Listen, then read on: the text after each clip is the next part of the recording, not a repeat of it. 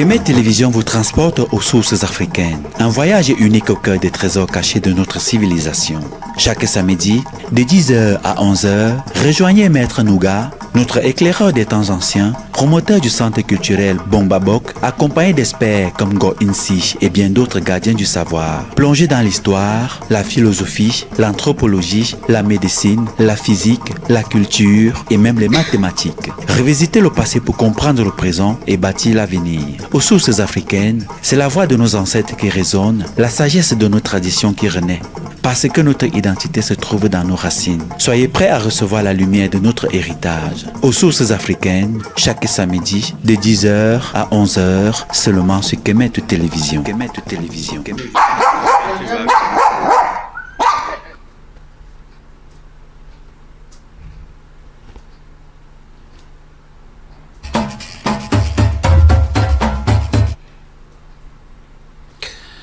Bienvenue à cette nouvelle édition de Retour aux sources africaines sur Kemet Télévision, une plateforme dédiée à la valorisation et à la redécouverte des trésors culturels et spirituels du continent africain.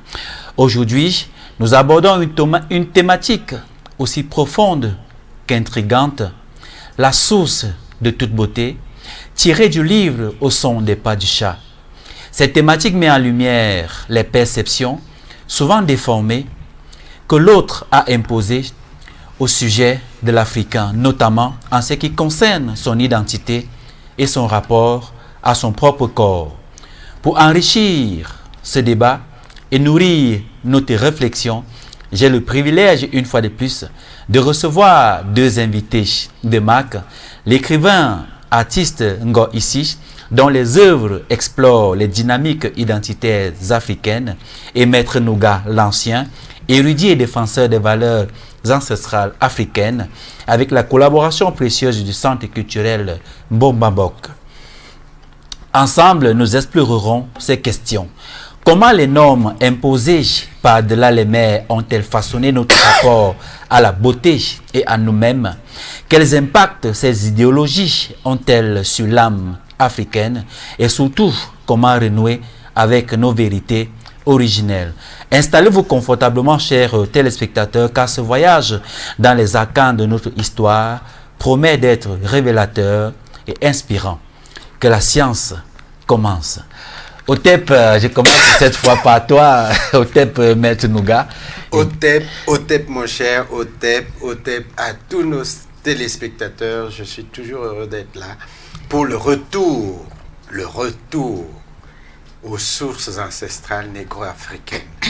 Je pense que nous allons, comme d'habitude, régaler nos téléspectateurs de cette connaissance et surtout, aujourd'hui, les confronter à la connaissance d'aujourd'hui, aux méthodes d'aujourd'hui qui déstructurent nos sociétés. La source de toute beauté, c'est une thématique très technique, mais je compte sur vous pour la rendre la plus simpliste possible pour la compréhension de tout ce qui nous regarde en ce moment. Oui, c'est un très court chapitre de ce livre de Ginette Ngorsi. Voilà. Oui, mais justement, c'est ça notre problème. C'est-à-dire qu'on nous a suppressé le cerveau, on nous a imposé des valeurs dont il est difficile de se séparer. Et c'est ça la thématique d'aujourd'hui. Je pense qu'elle-même va nous en dire. Voilà. Alors, ravissante princesse Ngo Issi, Otep, et comment ça va? Bienvenue une fois de plus. Merci Otep à tous, ça va très bien. Nous espérons que nous allons encore nous abreuver à ta connaissance ce matin. Espérons. Voilà, la source de toute beauté, comme je l'ai dit dans mes propos introductifs, telle est la thématique que nous allons aborder ce matin dans le cadre de votre émission qui devient culte, Retour aux sources africaines. Permettez-moi, madame, messieurs, chers téléspectateurs, de lire un extrait de cette thématique dans le livre Au son des pas du chat, avant d'entrer véritablement dans le vif du sujet. Voici, il nous est aménagé une source de toute beauté. Elle comporte plusieurs enseignements. Examinons les règles de la source de toute beauté, de la nouvelle source qui nous vient de loin, par-delà les mers. Pour ceux-là venus d'outre-mer qui nous l'offrent, les noirs sont noirs parce que sale, parce que sans beauté. Il faut donc savoir et bien intégrer que pour qu'un Africain soit admis à jouir d'un bain dans la source de toute beauté, les propriétaires de la dite source doivent préalablement le laver eux-mêmes en usant de leur savon, de leur éponge de bain. Comme ils conçoivent la peau noire comme une peau difficile à nettoyer, ils utilisent les éléments particuliers, rugueux, qu'ils associent au sable pour frotter sur le noir, nonobstant saignement de la peau, car ils sont convaincus que le négro-africain est exempt de souffrance, de douleur. Les cris même n'ont aucun effet sur leur action. Quelquefois, c'est d'une éponge métallique qu'ils font usage pour autoriser le négro-africain à prendre un bain dans la source de toute beauté. Chacun peut imaginer que ce préalable fait beaucoup souffrir. Sur la tête du noir, les cheveux sont, pour les nouveaux venus, de la crotte de chèvre, insusceptibles de traitement, ni même d'être peignés. Pour jouir d'un bain dans la source de toute beauté, il y a deux voies.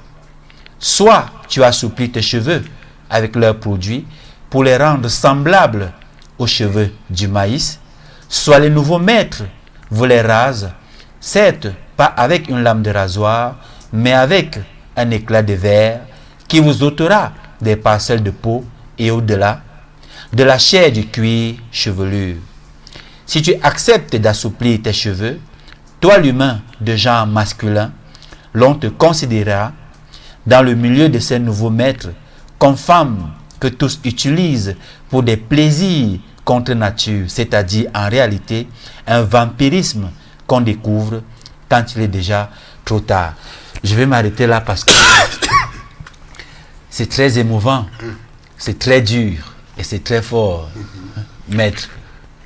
Alors toi, l'auteur, qu'est-ce qui t'a inspiré une thématique comme celle-ci dans cet ouvrage? Mais juste, c'est l'observation de la société actuelle. Les gens se sont livrés à des pratiques peu orthodoxes. Or, l'Africain est cet être-là qui devrait être patient, qui devait avoir de quoi manger, de par ses efforts personnels. Mais nous constatons dans la société actuelle la vie facile. Ici, j'interpelle la vie facile de nous jeunes d'aujourd'hui. Nous ne voulons pas utiliser nos mains pour avoir de quoi manger. Nous voulons tout de suite, on n'a pas encore même 30 ans, je dis n'importe quoi. On veut vivre dans les gratte-ciel, on veut voyager dans les premières classes, on veut avoir des voitures de 50 millions. Ce n'est pas possible d'intégrer ce milieu sans toutefois glisser de notre principe en tant qu'Africain. Donc on est obligé, si on choisit ce chemin facile, on est obligé de plonger de l'autre côté où on ne sera plus soi-même. Raison pour laquelle il a été dit d'une manière un peu comique qu'on va te frotter la peau avec de l'éponge métallique. Ça veut tout simplement dire que les mœurs et coutumes africaines ne seront plus suivies par toi. Tu es carrément interdit à être africain. Pour avoir beaucoup d'argent, c'est-à-dire il faut percer l'abcès. Parce qu'on dit souvent qu'on ne sait pas ce que je veux dire. Pour être riche, sauvagement riche comme les jeunes d'aujourd'hui veulent, on ne sera plus jamais africain. On ne sera plus jamais un humain. Parce que pas seulement africain, même ceux qui ont la peau blanche, il y a des pratiques qu'un humain ne devrait pas accepter. Mais l'Africain, lui, il a accepté ça aujourd'hui pour le défi. Parce que même si on est riche, et de quelle richesse parle-t-on? Quand on perd déjà son âme, on n'est plus riche, on est utilisé, on est vampirisé, on est tout sauf un être humain. Ça dit qu'on n'a plus, on n'a plus de sentiments. Je connais un collègue, parce que moi je suis artiste musicien, je ne citerai pas ici, Mais je connais un collègue, lui, il ne se cache pas. Il y a des moments où lui, au lieu de manger la nourriture cuite comme on mange normalement, lui mange des chats crus. Un chat cru, c'est-à-dire on tue le chat, il met dans son le chat, l'animal. Le chat, l'animal, il mange ça cru. Est-ce que c'est encore un humain? Pour le succès. Pour le succès, pour de l'argent, pour tous ces biens matériels éphémères. Quand tu perds ton âme, tu n'es plus un être humain. Raison pour laquelle ce chapitre est un peu court, mais ça dit beaucoup. C'est peut-être un peu violent, mais il faut se faire violence peut-être pour sortir de cette prison. Parce que c'est une prison que les autres nous ont amenés et ils ont mis comme appât de l'argent, le luxe quoi. Mais ce luxe, combien de temps mettrons-nous à jouir de ce luxe si on plonge dans cette source de toute beauté? En bas ça on dit l'ingen le balam, c'est-à-dire pour être beau, pour être belle, il faut se baigner dans cette source-là. C'est pas n'importe qui va se baigner là-bas. Les laits n'ont pas la place. Ceux qu'ils appellent laits, c'est des gens qui sont restés dans les principes négro-africains. Je reste dans tes propos liminaires pour te poser la question suivante. Est-ce à dire que l'Africain ne peut-il pas être riche matériellement? Un artiste ne peut pas avoir un succès et que ce succès soit naturel? Oui, parce qu'il y a certains qui ont épousé cette idée-là, qu'avant d'être, comme on dit, superstar, il faut s'aligner, il faut se laver dans la source de toute beauté. Et pourtant, ce n'est pas bien. Toute chose qui est pressée, comme on dit au son de pas de chat, il faut être patient. Ce que Dieu préserve pour toi, ça viendra. Mais quand on est pressé, le succès même qu'on crie là, c'est souvent éphémère. Ça vient quand tu es déjà une loque humaine, plein de maladies, plein de non-sens. Tu deviens peut-être un fardeau même pour ta famille, parce que quand tu entres dans ces choses, c'est pas seulement ton corps qui est lessivé, qui est devenu, il y a des mots que je peux pas sortir ici, mais même ta propre famille subit. Parce qu'à un moment donné, on va te demander le membre de ta famille pour que la prospérité continue. Il faut éviter, en tant qu'Africain, il faut qu'on soit sur la logique négro-africaine qui veut qu'on soit patient en toutes choses, en tout lieu, tel que le chat. Je ne sais pas si j'ai répondu à cette question. D'accord, d'accord. Maître, nous commençons par le début. Nous commençons par le début. Alors, que symbolise l'expression « la source de toute beauté » dans le contexte de l'extrait que je viens de lire? Ben, écoutez, si vous voulez, on peut aller dans plusieurs sens. C'est le paradis, c'est la richesse, c'est ce qu'elle vient de dire. C'est-à-dire, on vous dit, pour accéder à tel état, qui est un état de bien-être prétendu, il y a des conditions. Et vous savez, on a envisagé l'esclavage, on a envisagé les colonisations, etc. de cette manière. Et aujourd'hui, on a envisagé les religions parce que on vous promet des choses. On vous promet des choses. On vous promet une vie belle, une bonne vie, une grande vie, etc. Et on pose des conditions. Alors, c'est ces conditions que souvent on ne connaît pas. Ça veut dire que la source de toute beauté renvoie à cette belle vie, à la vie facile, qui est prétendument une belle vie. Mais lorsqu'on lit tout le chapitre, on se rend compte qu'au final, vous aurez été vampirisé et vous n'aurez pas cette belle vie promise. Vous savez, le nombre de personnes qui se sont engagées, par exemple, dans les religions, dans les sectes, et où ils ne savent pas ce qui va se passer. On vous dit, vous venez, vous devez postuler, et puis on va tirer des boules, et puis si c'est noir, si c'est blanc, tu es accepté, si c'est noir, tu es rejeté. Et qu'est-ce que c'est que ça? Alors tout cela, on ne sait pas pourquoi, mais on vous dit, C'est la source de toute beauté. Vous savez, si vous entendez source de toute beauté, vous vous arrêtez. Hein? Personne ne va entendre une source de toute beauté et passer son chemin. C'est agréable à l'oreille. C'est agréable à l'esprit.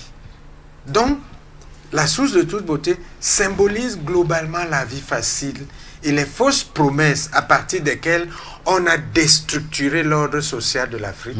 Les fausses promesses à partir de laquelle on a aliéné l'Afrique. Alors, c'est ces promesses que Ngossi a essayé d'analyser dans ce chapitre. D'accord. Cette question est à qui veut la prendre. Quelle était la vision ancestrale africaine de la beauté avant l'arrivée justement des normes imposées d'ailleurs? Écoutez, d'abord je dois dire que quand on parle de toute beauté, il ne s'agit pas de la beauté réelle. D'accord. Il s'agit de la promesse d'une fausse beauté, c'est-à-dire un faux bien-être. C'est de ça qu'on parle. Une vue de l'esprit. Ah, d'accord. Une vue de l'esprit, d'un bien-être. D'accord, d'accord. Mais maintenant, la question reste toujours importante. Toute la vision africaine est fondée sur l'ordre naturel de l'univers. La beauté est naturelle. C'est-à-dire que lorsque l'Africain se peint, c'est toujours pour représenter quelque chose. Et vous serez étonné quand on va vous dire que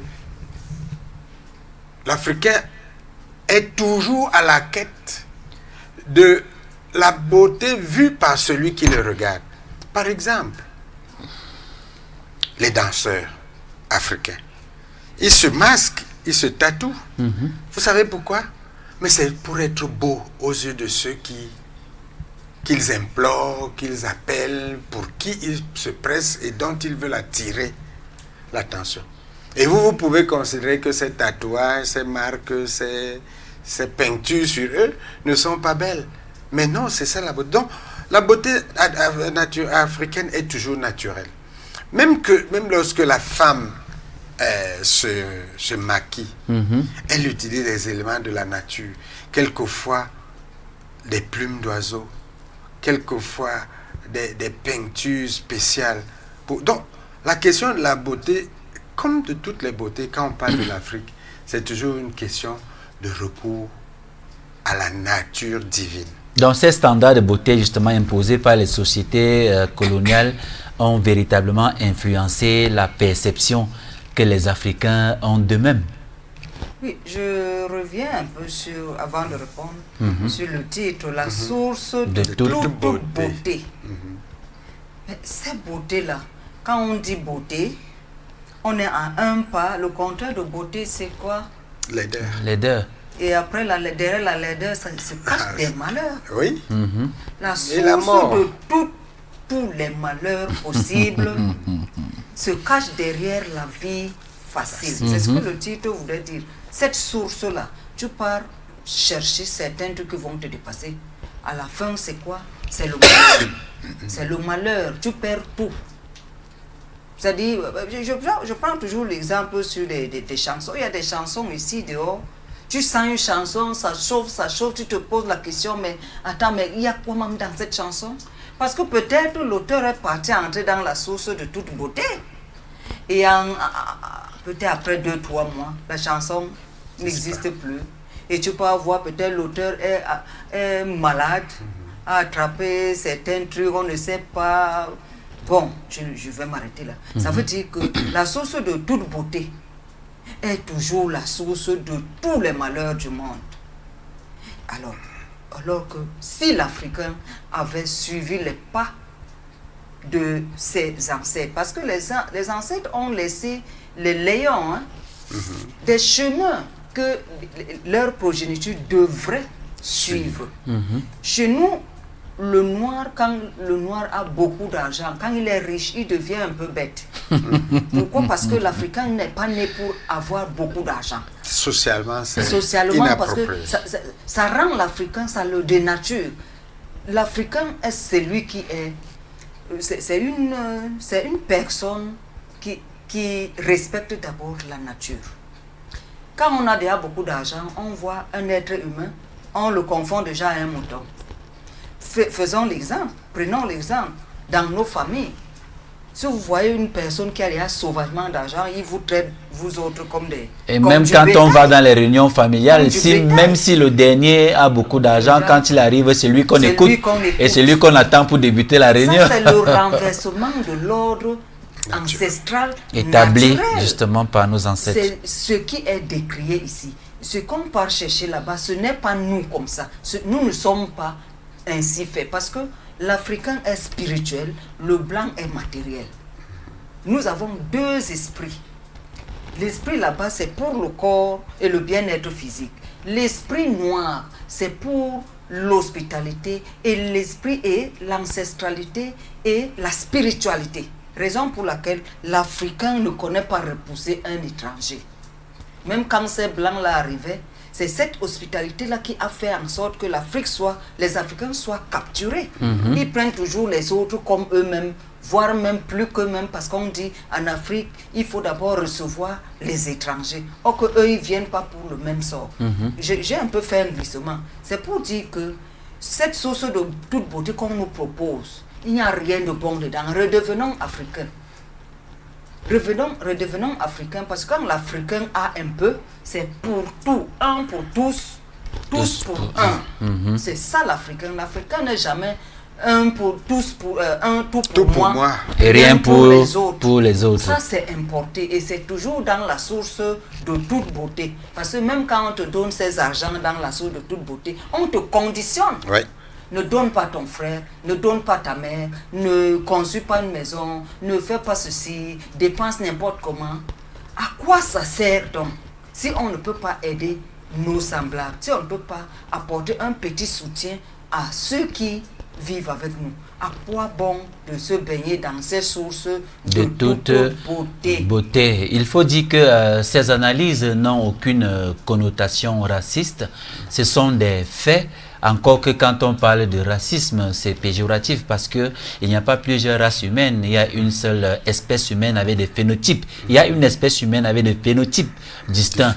Ce n'est pas comme si peut-être la nature a créé un homme noir ici et demain allait créer un homme blanc là-bas, puisque cette nature-là ne passe jamais deux fois par le même point au cours de son évolution. Donc, non, je vais un peu intervenir là. Ce n'est pas un problème de la peau noire, ni de la peau jaune ou la peau blanche. C'est un problème de système. Je le dis parce que les gens ont souvent une manière bizarre de comprendre voilà. et aller faire des commentaires qui n'ont absolument rien à voir avec le fond de ce que nous disons ici. Oui, tu peux quand même terminer ta préoccupation. Oui, même ces blancs-là sont victimes de la source de toute beauté. Ce n'est pas seulement les noirs, mais puisque ici, nous essayons de réveiller les Africains à redevenir eux-mêmes. C'est pourquoi on s'appesantit beaucoup plus sur les Africains. Mais partout là-bas, cette source de toute beauté pilule partout dans le monde entier. C'est la nouvelle technologie mondiale. Entre guillemets, c'est la nouvelle technologie mondiale. Et je suis en train d'interpeller les Africains à faire très attention. D'accord. Alors, maître, à quel moment de l'histoire de l'Afrique intervient ces complexes? Parce que si aujourd'hui, comme tu l'as si bien dit, le danseur met des maquillages et des tatouages pour se faire beau devant celui qui le regarde, c'est bien parce qu'il y a un complexe. Si les femmes aujourd'hui changent leur teint parce qu'elles veulent ressembler aux blancs, c'est bien parce qu'il y a un complexe. Pourtant, à une certaine époque en Afrique, le noir affirmait sa fierté. À quel moment est-ce que ce complexe-là arrive pour qu'aujourd'hui, on voit ce que nous voyons? Mais écoute, on le sait.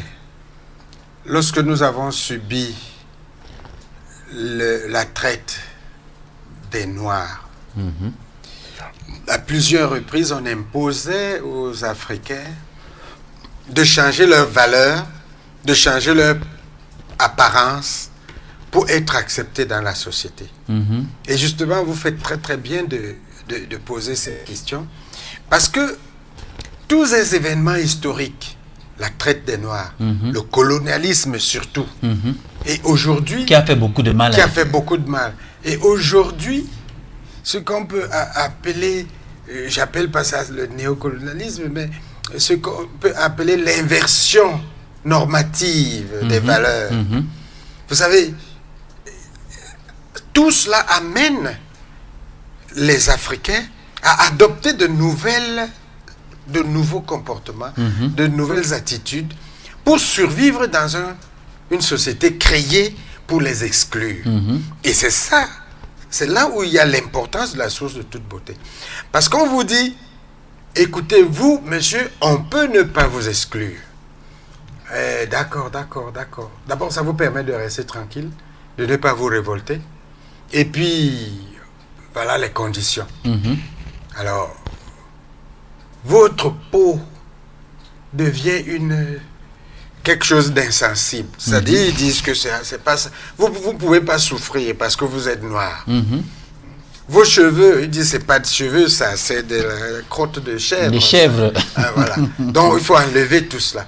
Donc, alors, en enlevant ces éléments, vous savez bien qu'il y a des jeunes ici qui seraient systématiquement dans la tête pour être chauves. Qui mettent même des produits pour être chauves. Mais le plus souvent, c'est des conditions imposées par des systèmes spiritistes. Et lorsqu'ils deviennent chauves, quand on enlève une partie de votre corps, vous savez ce qu'on en fait? En fait, c'est une partie de vous-même qui est quittée. Pour vous dire que c'est ce qu'on appelle vampirisme. Le vampirisme, ce n'est pas un oiseau qu'on va vous envoyer pour sucer le sang, mais le vampirisme, c'est qu'on va vous prendre votre corps. On va l'utiliser à d'autres choses. On monte des usines de fabrication ou de traitement des cheveux des défunts qu'on envoie sur les femmes chez nous, qu'elles les portent. Fièrement. C'est du vampirisme. C'est du vampirisme, il faut le savoir. C'est-à-dire, ces défunts-là, dont on a récolté des parcelles de leur corps, mais messieurs, ils continuent à vivre. Et ils vivent pour qui? Pour ceux qui ont pris le code de leur vie. Et lorsqu'on l'envoie chez vous pour que vos femmes les portent, c'est pour qu'elles cessent d'être ce qu'elles devaient être. C'est ça le vampirisme. Et la source de toute beauté qui est évoquée ici, c'est exactement la source du vampirisme. On vous racle la peau, on vous enlève les cheveux, on fait pire. On vous dit de lisser vos cheveux qui doivent devenir comme les cheveux du maïs. Et une fois que vous avez lissé, on dit que vous êtes une femme et on vous traite comme telle. Ça me permet de lire ici pour que nous y voilà en pleine source de toute beauté. Jucher sur la vie nouvelle. La source de toute beauté signifie en effet la vie nouvelle. Et elle a ses règles propres qui n'ont rien à voir avec le monde terrestre. Ici, les femelles entre elles, les mâles entre eux s'accouplent impunément. Et plus grave, ces peuples recrutent nos enfants à coups d'argent et d'intérêts personnels pour promouvoir ces pratiques contre nature, afin que dans tous les pays et au sein des peuples qui leur en donnent la moindre opportunité, ils aménagent une source de toute beauté. Plus grave, à toi qui acceptes d'être sodomisé, à chacun de tes passages, la mouche s'invitera à la fête.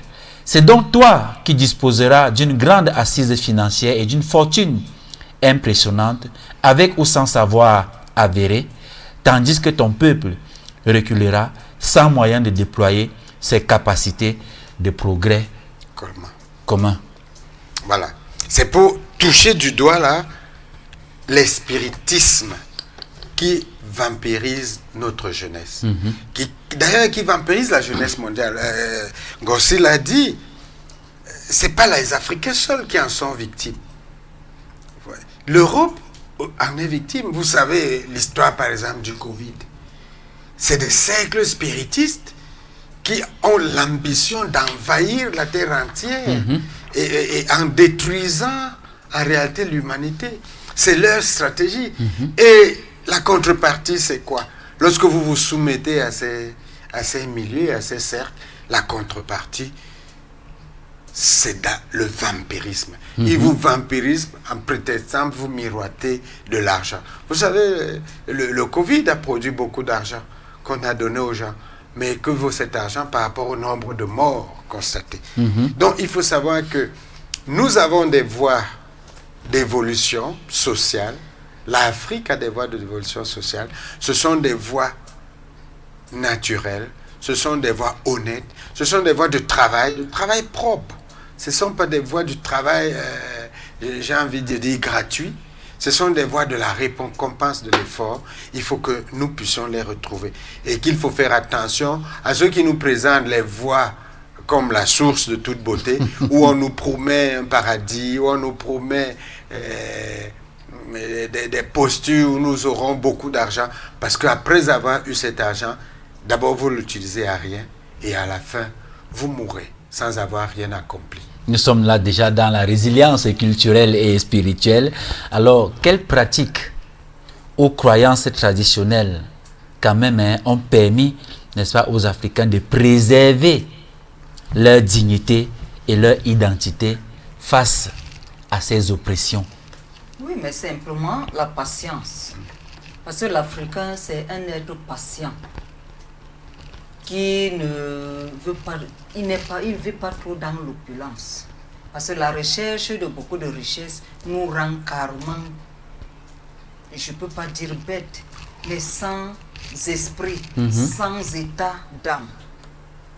Alors l'Africain a son succès, c'est dans le travail. Le travail de la terre, quand on parle de l'Afrique. J'avais lu un livre qu'on appelait les Biman. Les Biman. Je ne sais plus, j'étais peut-être en 5e. Les Biman, des gens qui n'ont pas peur de se salir les mains. Et c'est avec ça qu'on doit se nourrir. On ne doit pas chercher l'argent qui tombe du ciel. On cueille, on met dans les sacs, on peut faire des dons partout. Non. L'Africain doit rester patient. Travailleur, surtout. Il doit travailler. Il doit chercher au plus profond de son esprit l'inspiration de ses ancêtres. Parce que quand tu es connecté à tes ancêtres, même sur le plan économique, tes ancêtres vont t'ouvrir un chemin pour ne pas mourir de faim. C'est-à-dire pour ne pas aller chercher ailleurs. Pour que tu aies suffisamment ce qui peut... Le minimum vital. Prendre soin de ta famille, de toi-même. Sans exagérer. Pas forcément avoir des milliards et puis snober ses semblables. Oui, comme je disais tantôt, quand l'Africain est dans l'opulence, il devient bête. Il devient bête, carrément. Ça, l'expérience, elle a montré. C'est ce que je peux dire pour l'instant. Alors, maître, est-ce que pour vaincre ce complexe ou pour ôter ce complexe-là en l'Africain, y a-t-il justement des rites ancestraux qui valorisent à la fois la beauté intérieure et extérieure d'un individu pour que définitivement ce complexe-là sorte de notre esprit? Oui. En réalité, l'Afrique a toutes les solutions. Toutes les solutions sont dans le ritualisme africain. Parce que les gens qui vont nous écouter vont dire que c'est bien beau ce que vous dites. Maintenant, qu'est-ce qu'on fait? Oui, on fait comment? Voilà, mais la question, parce que j'ai dit lors d'une émission ici, que le ritualisme n'est pas une spiritualité prise à part. La spiritualité africaine s'imbrique dans toute l'activité de l'Africain. Et la sortie de ces postures, c'est le retour à la souveraineté culturelle. La souveraineté culturelle veut dire quoi? Nous devons consommer ce que nous produisons. L'Africain doit se dire, mais écoute, pourquoi je dois produire et consommer, je ne sais pas moi, du riz que je ne produis pas? Pourquoi je dois consommer des choses qui me viennent d'ailleurs? Et cette quête de souveraineté porte la solution globale. Mais il est important que les leaders africains, c'est-à-dire les spirituels, les ritualistes africains, il est important qu'ils mettent ce retour à la souveraineté civilisationnelle dans les demandes que nous faisons à nos ancêtres. Parce que ce qui se passe, c'est souvent que nous-mêmes, on ne demande pas ça. Vous savez, la civilisation qui nous contraint dans ces histoires, c'est une civilisation de domination. Et chacun qui a une petite parcelle où il a de l'emprise sur ses 2 ou 3 frères, il a un certain plaisir à cette posture. Ça fait que si c'est toi, le guide, qui est dans cette posture de domination, ben, tu ne vas plus demander aux ancêtres d'appeler ou d'ouvrir les voies qui amènent à la souveraineté de chacun et de tous. C'est pour ça qu'il faut dire les choses un tout petit peu de manière assez violente, si on peut. Il faut retourner à la vision civilisationnelle africaine, qui est une vision de souverainisme, de souveraineté. C'est une vision de complémentarité, ce n'est pas une vision de domination. Donc, comme nous sommes ici, nous nous complétons. Même dans les échanges que nous faisons, lorsque vous avez lancé, ça me donne une opportunité de dire quelque chose de nouveau. Et elle aussi, elle dit quelque chose de nouveau. C'est ça la complémentarité. Mais nous ne pouvons pas être cette civilisation de complémentaristes, cette civilisation de complémentarité universelle, si nous ne sommes pas des hommes souverains, si nous ne sommes pas des sociétés souveraines, si nous ne sommes pas des peuples souverains. C'est-à-dire, nous n'avons pas le droit d'attendre de l'extérieur ce dont nous avons besoin. Parce que nos ancêtres ont tout prévu, nous sommes capables de tout avoir, il suffit de nous connecter et de demander ce dont on a besoin. Nos ancêtres nous le donnent. Et je promets aux téléspectateurs qu'on va aborder une thématique ici sur l'esclavage. Ça permettra de voir à quel point l'homme africain a été considéré comme un bien meuble. Et entre autres conséquences, c'est ce que nous voyons aujourd'hui. C'est-à-dire on se retrouve plutôt en l'autre au lieu d'être fiers de nous-mêmes. De nous-mêmes.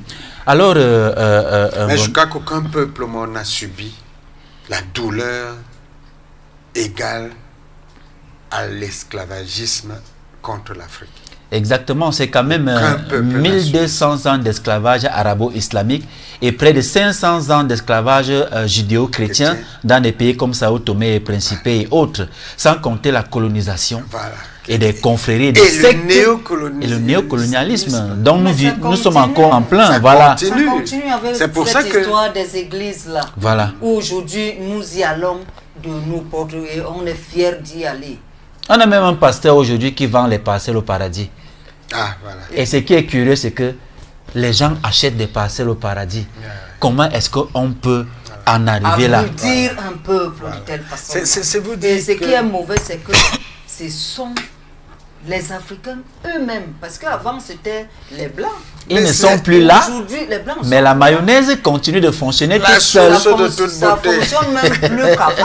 Parce que c'est nous-mêmes qui contribuons à aboutir nos propres frères. Nous avons le volant. Au prétexte de la source de toute beauté. Voilà. C'est pour vous dire l'importance de l'œuvre de Madame D'accord. Alors, Ngo, ici, quel rôle les écrivains comme toi, chercheurs et centres culturels comme Bambok peuvent-ils jouer dans cette lutte?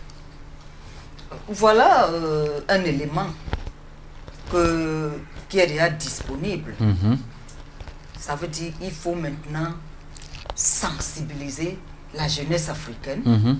Enfin, je dis la jeunesse africaine, mais tous les Africains. Même les plus de 60 ans sont dedans. C'est même eux qui guident les jeunes de ce côté-là. Puisqu'ils sont tout aussi abrutis et aliénés. Oui, Quand on entre chez mon papa aujourd'hui qui a plus de 70 ans, il y a les photos de la Vierge Marie et de Jésus partout dans la maison. Je lui ai demandé à quoi est-ce que ça te sert? Les connais-tu? Et même on n'est même pas sûr que c'est la photo de Marie et de Jésus que les Bien, justement. À l'époque, il y avait les photos, je ne sais pas moi. Voilà. C'est pas ça le débat. Je disais donc que le rôle des Africains aujourd'hui qui veulent que l'Afrique ou alors les Africains nouveaux essayent de sortir de ces sources de toute beauté, c'est de commettre et des chansons, et des contes, Oui. et des livres comme ça, Oui. et des petites brochures, Oui. et des films, je l'ai dit tantôt, pour sensibiliser la masse, Parce que aujourd'hui, le monde est beaucoup plus Internet. Ça veut dire qu'il faut approcher ce monde. C'est-à-dire, ne faisons pas sans le monde où les gens sont approchés aujourd'hui. Faisons avec ce monde en commettant des œuvres comme ça, en faisant des films, des dessins animés, pour se réapproprier. Parce que nous-mêmes qui écrivons, on n'est pas sûr qu'on est connecté. Mais à force de voir tous les jours, vous voyez les enfants, quand ils rentrent de l'école, ils sont devant la télé pour regarder les Tintin, les dessins animés. Il faudrait donc faire des dessins animés appropriés pour réveiller ces bébés qui grandissent, parce que les bébés d'aujourd'hui seront les adultes de demain. C'est maintenant qu'il faut les préparer. Qu'on leur dise que là-bas, oui, c'est bien, on fait avec, mais sois d'abord toi-même. Est-ce qu'on va les en vouloir pour autant mettre, parce qu'il faut dire quand même que l'esclavage, la colonisation, les sectes et autres confréries sont passés par là. Tout le monde n'a pas la capacité d'être illuminé et d'ouvrir son esprit très vite à ces choses-là pour se rendre compte effectivement que nous sommes sortis de notre orbite. On est sorti du rail. Il y a des raisons pour lesquelles on est sorti du rail. Il y a des acteurs de ces sorties du rail qui sont des Africains. Est-ce qu'on va leur en vouloir? Il faut être très, très prudent quand on répond à cette question. Parce que il est clair que ce sont nos frères. Ça veut dire que nous devons commencer un travail pour les renverser la vision colonialiste, la vision négrière et la vision néocolonialiste. Il faut la renverser. Mais il faut être patient et méthodique. Et méthodique. C'est une question stratégique. D'où l'importance de nos humbles engagements, mettre en place un centre culturel. Mais un centre culturel qui fonctionne sur un autre paradigme. Nous ne pouvons pas changer le monde si nous continuons à être des hommes sans souveraineté. Des hommes qui ne sont pas libres. Nous devons être libres, souverains. Nous devons être honnêtes. Nous devons être justes. Parce que ce sont ces valeurs qui ont permis la survivance des Noirs face à la violence et au crime du colonialisme et de la traite des Noirs. Il a fallu que les Noirs se remettent à leurs ancêtres, mais sur le fondement de la justice, sur le fondement de la vérité. Donc, c'est un paradigme nouveau dont il faut s'y intéresser. C'est-à-dire le paradigme de vérité et de justice. C'est le paradigme africain. C'est le paradigme de Kemet, parce qu'il faut le dire. Le paradigme de Kemet, nous devons nous en approprier pour le vivre. Ce n'est pas pour le proclamer. Ce n'est pas pour remplacer le paradigme de domination. Et parce qu'on n'a pas l'ambition de remplacer ce paradigme, on a l'ambition d'être le nouveau paradigme. Quand on sera le nouveau paradigme, eh bien, tout le monde constatera que le paradigme investi n'est plus important et il pourra être évacué. Donc, je pense qu'il ne faut pas en vouloir à qui que ce soit, mais il faut travailler pour redevenir africain. Le chrétien qui t'écoute ou bien le musulman va dire que mais celle-là, elle raconte quoi? Moi, mon Jésus est tout ce qu'il y a pour moi, mon Mohamed et Allah et autres, je les vis au quotidien, je vois comment je suis prospère dans mes activités. Sauf qu'il oublie une chose. Les deux que vous avez cités là ne font rien pour l'homme. C'est l'homme lui-même qui réveille son être. C'est-à-dire, même quand vous partez à l'église là, à la mosquée, les gens qui sont là-bas, on l'appelle comment? L'imam. Le prêtre, l'imam ne font rien pour vous. C'est la confiance en vous-même, en la présence de Jésus, de Mahomet, qui réveille votre être, et c'est votre être qui accomplit ce que vous voyez. Ce n'est nulle part Allah assis quelque part, ou Dieu assis quelque part avec la terre comme ça, avec une longue barbe. Non, c'est soi-même. Il y a quelqu'un dans nous. C'est cette personne qu'on réveille mal, qu'on laisse que quelqu'un d'autre vienne le réveiller et il le guide. Toi-même qui es là avec ta propre personne interne, tu ignores son existence. Mais c'est lui qui te manipule. C'est que dès que je dis ça, Nouga va se lever. Dès que je dis va faire telle chose, j'ai déjà la personne qui est en lui à ma possession. Or, l'Africain devrait se réveiller. C'est-à-dire, vous dites aujourd'hui, je veux avoir un sac de maïs, je dis n'importe quoi. Oui. La personne qui est en toi sent que mon patron, parce que toi, ton corps est le patron de celui qui est en toi, il va agir et tu auras 1 ou 2 sacs de maïs. C'est pas le prêtre qui va bénir pour que ça donne. C'est cette confiance que l'Africain n'a plus. Il croit qu'il aura cette confiance dans ses églises. Mais c'est faux. Pour illustrer le mot de Gossi, il faut voir le taux d'échec. Combien de personnes vont à l'église et combien de personnes réussissent dans leur projet? Le taux d'échec est très Le pourcentage est très élevé. Parce qu'en fait, comme elle dit, ceux qui se sont réveillés par l'église, ils sont très peu nombreux. Pourquoi? Parce qu'ils n'ont pas évoqué des gens qui les connaissent. Mais quelques-uns se sont mis en condition d'agir, de faire agir toutes leurs capacités, toutes leurs énergies pour produire le succès. Il faut également poser la question, c'est le succès pour qui? C'est le succès pour soi et soi seul. C'est pour ça que vous verrez bien que l'Afrique pratique ses religions mais l'Afrique est toujours dominée. Ça fait des siècles qu'on pratique l'islam, qu'on pratique... Ben écoutez, aucun pays africain ne vaut l'Arabie. Justement, je voulais te poser une série de petites questions avant de te relancer. Oui. Est-ce que, maître, on peut être à la fois chrétien et musulman? La Écoutez, réponse est non. Moi je vous réponds. Je ne dis pas non comme vous. Est-ce qu'on peut être à la fois juif et chrétien ou alors musulman? Ce que je vous dis. Mais pourquoi c'est le seul peuple africain qui est à la fois chrétien, musulman, bouddhiste, et pour construire quel continent avec ce syncrétisme? Lorsque vous avez découvert qui vous êtes en tant qu'Africain, vous ne pouvez plus perdre le temps avec des pratiques aussi insuffisantes que les pratiques religieuses.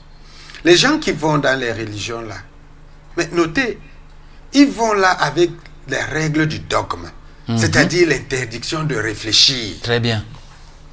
Ils vont là avec le dogme. Lorsqu'ils vont se rendre compte qu'ils peuvent réfléchir, qu'ils peuvent avoir des réponses à tout, ils n'auront plus à perdre le temps avec des gens qui leur disent on a dit que Dieu est assis à la droite de son Père, il est au ciel. Ils vont plus se poser ce genre de questions. Maintenant, moi je dis, si vous me voyez prêtre, pasteur, c'est d'État, laissez-moi tranquille. Parce que à partir de... Les gens se laissent tellement manipuler pour s'appauvrir et donner l'argent. Lorsqu'il faudra lancer le kémétisme, je peux devenir pasteur pour avoir l'argent. Et quand j'aurai eu l'argent, ben écoute, je reviens mon kémétisme, dans mon kémétisme. Donc je vous dis que je ne réponds pas à la question, est-ce qu'on peut être... On ne peut pas être...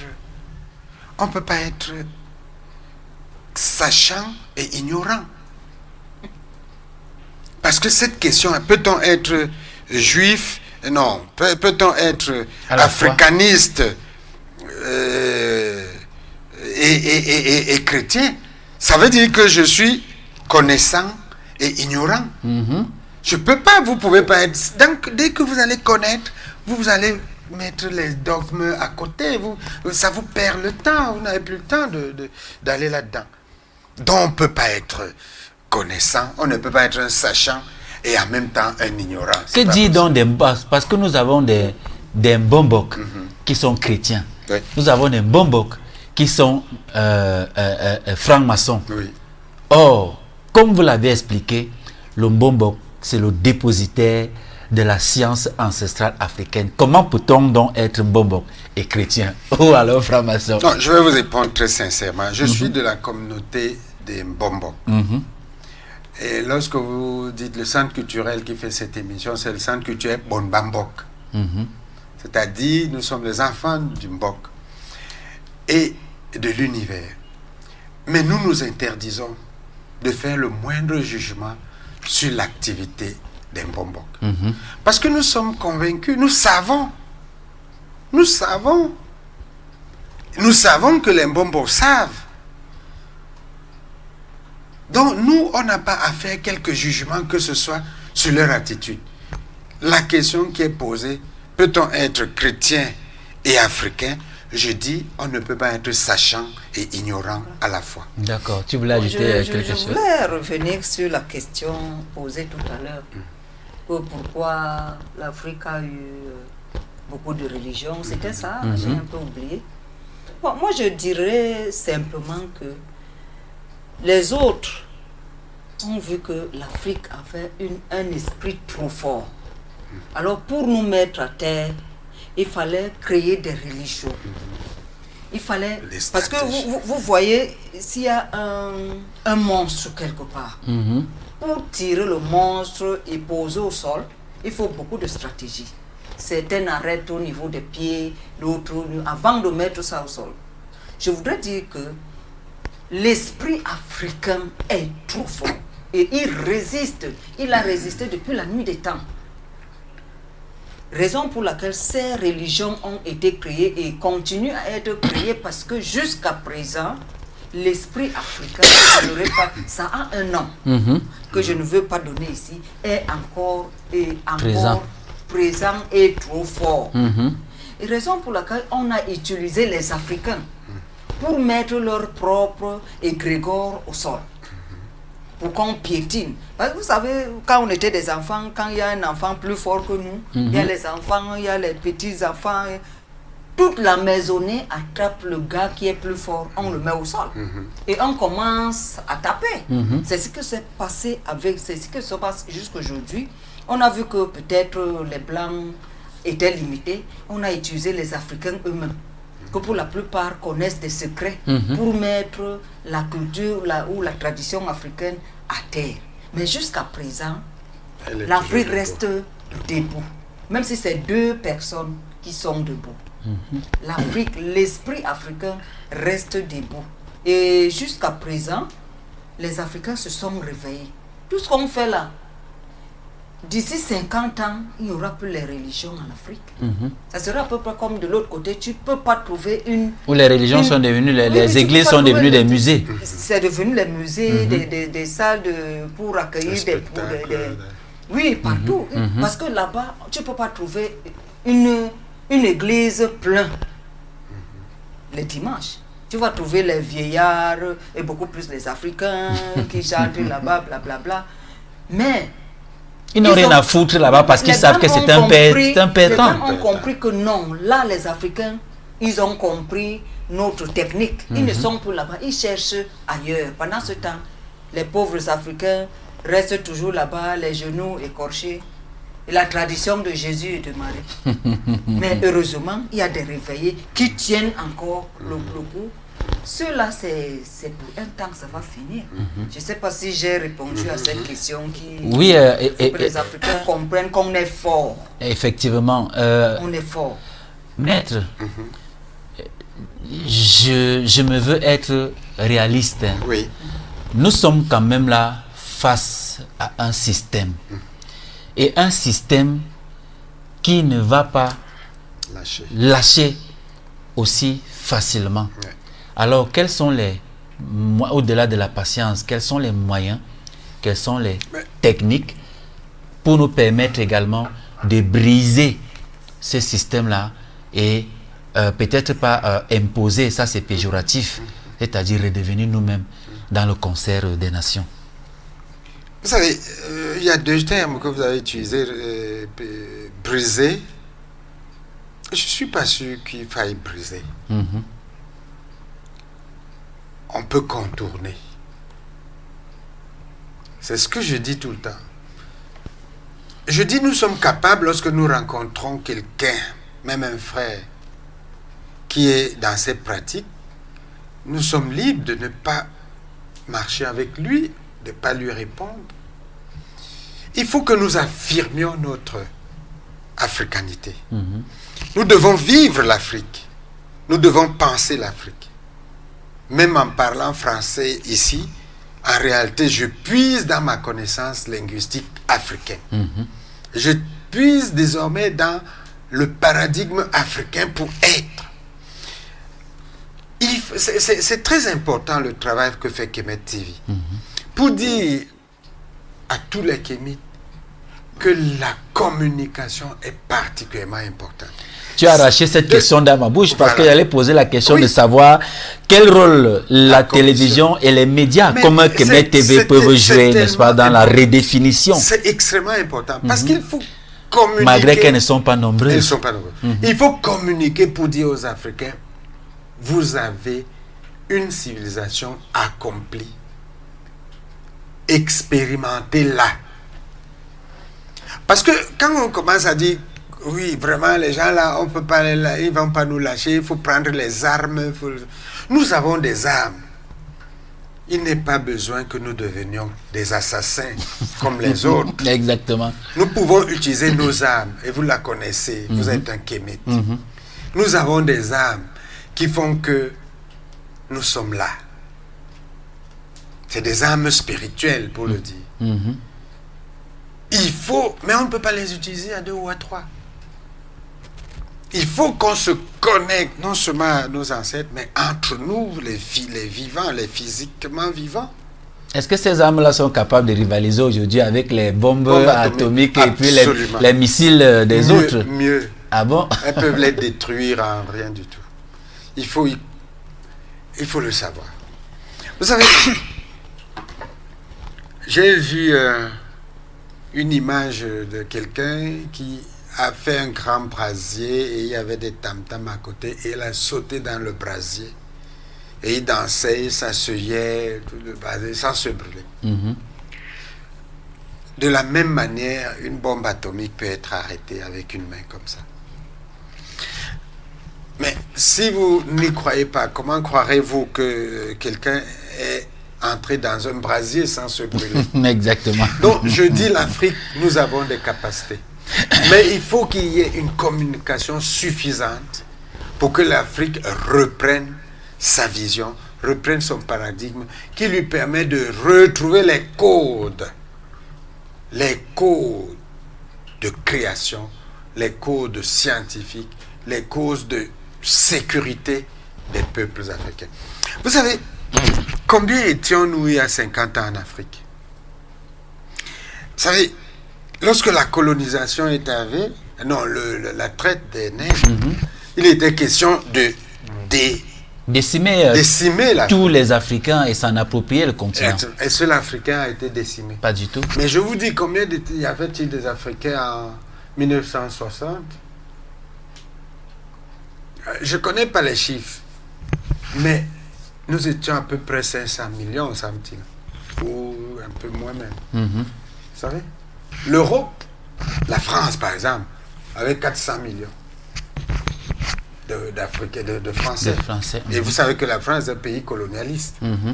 Nous, on était aussi, toute l'Afrique, c'était 500 millions. Vous savez combien il y a aujourd'hui en France? Ils sont sensiblement 70 millions. Non, ils sont à 400 millions.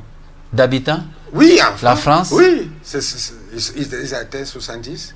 Ah non, ils sont dans les 70 millions. 70 millions aujourd'hui, Ils justement. étaient la même chose il y a 60 ans. Ils étaient la même chose. Ils sont toujours la même chose. Vous savez combien l'Afrique a 1,5 milliard. Et pour avoir ce milliard et demi, on nous a envoyé le sida. Vous savez bien ce qu'on a dit quand le sida est arrivé. On a dit qu'ils vont être exterminés. On nous a envoyé pas quoi? Des vaccinations pour... etc., etc. On a vu. C'est pas nous les Africains. C'est nos ancêtres. Et l'Afrique va encore se remultiplier. Pour vous dire que n'ayez pas peur de la bombe atomique. Ayez peur de ne plus être vous-même. Alors... J'avais un petit exemple là, qui peut-être n'a pas de rapport avec ceci. Oui. Mais on nous dit, moi j'ai connu mon grand-père qui nous disait qu'il y avait, à l'époque où les Blancs venaient chercher des esclaves. Tu arrives dans un village, le Mbombok est là parce qu'il n'y avait pas les chefs à l'époque. Le Mbombok est alerté que il y a les Blancs qui viennent chercher les hommes robustes. Il avale tout le village. Parce qu'il y avait les oignons plantés, il attache une branche, il donne le code. Les gens sont dans ce village, ils partent au champ, ils vivent normalement. Quand les Blancs arrivent, ils trouvent une forêt pas possible. Dans ce village? Oui, et pourtant on leur a dit qu'il y avait un village. Il y avait un village là-bas, il y a les robustes, aller chercher, arriver. Ils tombent plutôt sur la forêt. Et qu'est-ce qui se passait? Ils ne rentraient pas. Ils étaient perdus dans la forêt, ils tournaient pour finir, les lions les mangeaient. Est-ce qu'on est sûr que c'était des lions? Pour dire que l'Afrique avait ses valeurs, avait ses codes qu'on a pour la plupart donnés. Abandonnés. Même pas trop abandonnés parce que ces gens qui venaient avec des longues robes disaient que donnez-nous, on va jeter, c'est le diable. Mais eux, ils amenaient ça, il y a d'autres oignons qui parlent au Vatican. Ça part de cela, il y a des sacs de reliques qui parlent au Vatican, qui sont là-bas en prison. Ce sont nos divinités qui nous protégeaient. Ce sont ces divinités qui protégeaient tout un village. Eux, ils viennent, ils ne voient pas les habitants, ils voient plutôt les arbres, ils voient plutôt une grande forêt. Et pour finir, ils ne sortaient pas vivants. Voilà. Ces codes sont toujours là. Nos bonbons, nos initiés, ce n'est pas seulement les bonbons. Partout en Afrique, il y a les initiés qui ont ces codes. Mais puisqu'on nous a dit que c'est le diable, on ira en enfer, on ne les consulte pas. On les abandonne au profit des églises. On ne les consulte pas. Et pourtant, les codes sont là, c'est très petit. C'était pour mettre de l'eau dans le moulin de maître. Une fois de plus, le temps passe très vite. Hein? Une heure déjà passée. Je vais quand même poser une dernière question à qui veut la prendre et puis on va commenter. Et je vais lire un dernier extrait du livre avant qu'on ne sorte définitivement. Alors, pensez-vous que les Africains, dans le contexte globalisé actuel, peuvent réconcilier héritage traditionnel et modernité dans leur conception de la beauté? Parce qu'il faut dire quand même que le modernisme qu'on vit aujourd'hui ne peut pas du jour au lendemain nous quitter comme ça. Est-ce qu'on peut donc réconcilier l'héritage traditionnel et modernité dans la conception de la beauté aujourd'hui? Écoutez bien, la modernité n'est pas l'appropriation de la civilisation étrangère. D'accord. La modernité, c'est l'évolution de la vie. C'est l'actualité d'un peuple. Ce qui est moderne est ce que est aujourd'hui. Et toutes les cultures se modernisent. C'est-à-dire que la culture africaine aujourd'hui aussi est moderne. La question, c'est que nous ne sommes plus des Africains. Parce que nous n'avons pas adopté la culture africaine. Comme le disait Ngossi, nous ne sommes pas descendus sur les layons tracés par nos ancêtres afin de les agrandir, de les embellir à notre image. Nous avons, à la limite, bouché ces layons en nous disant que c'est les routes des autres qui sont la modernité. Monsieur, l'autoroute n'est pas la modernité.